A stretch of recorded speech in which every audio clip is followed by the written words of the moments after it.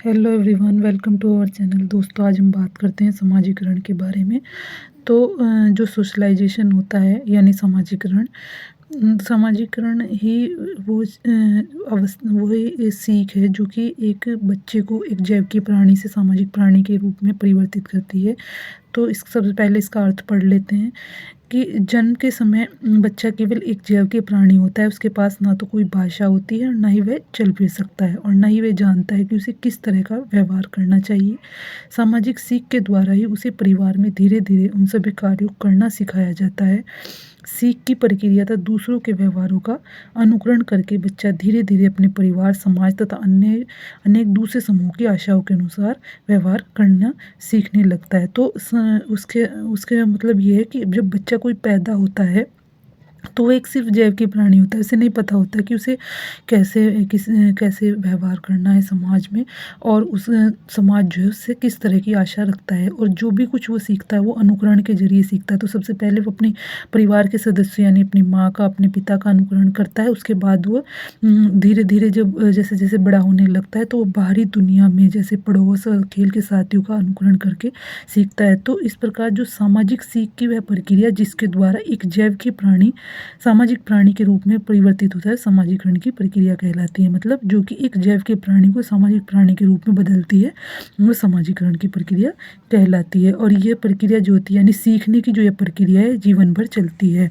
आगमन के अनुसार सामाजीकरण वह प्रक्रिया है जिसके द्वारा व्यक्ति अपने समूह के आदर्श नियमों के अनुसार व्यवहार करना सीखता है। चूंकि जब एक बच्चा पैदा होता है उसे नहीं पता होता है कि कौन सा व्यवहार गलत है और कौन सा सही।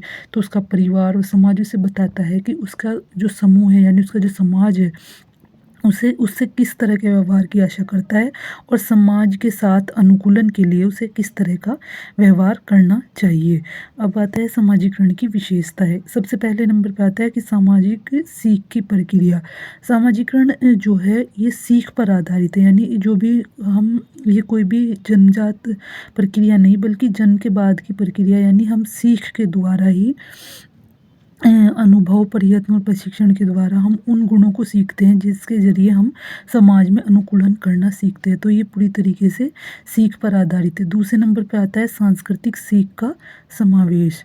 यानी कि सांस्कृतिक सीख का मतलब होता है कि व्यक्ति अपनी जो संस्कृति से जुड़े हुए नियम, मूल्य, विश्वास, प्रथाएं, परंपराएं हैं और व्यवहार के ढंग है, उन सभी को अपने समाज यानी सांस्कृतिक नियमों के जरिए सीखता है और इसी के जरिए वो अपने समाज के अन्य लोगों के साथ अनुकूलन करना सीखता है। और अलग अलग जो अलग अलग समाज हैं उनमें समाजीकरण की प्रक्रिया भी अलग अलग तरह की होती है। और यही यही यही जो है यही हर समाज के समाजीकरण के बारे में इसके जरिए ही पता चलता है। तीसरे नंबर पे आता है कि अनुकरण से प्रभावित।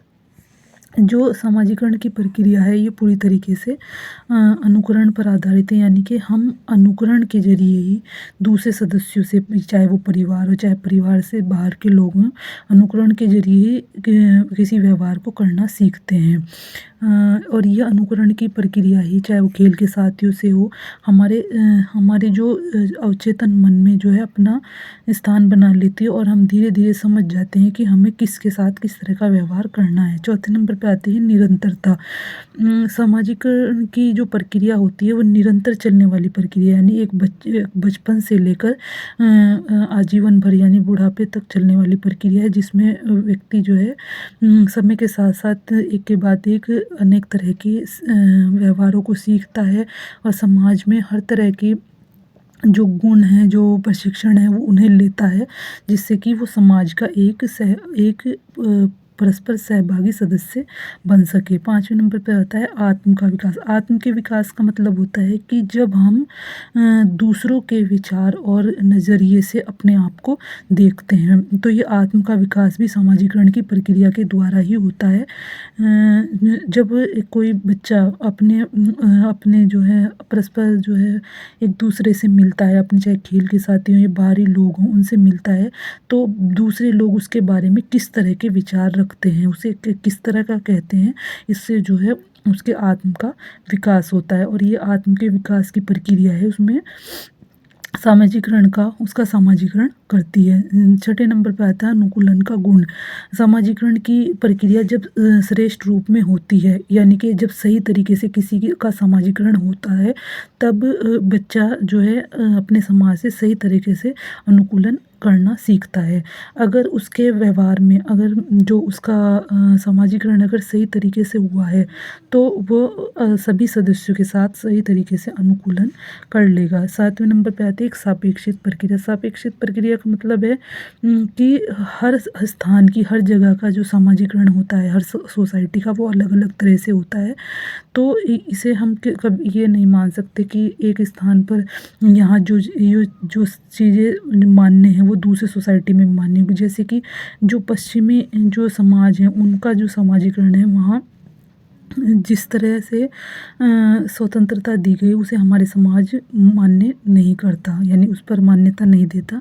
तो इसी तरीके से जो हर समाज होता है, उसका समाजीकरण अलग तरीके से होता है।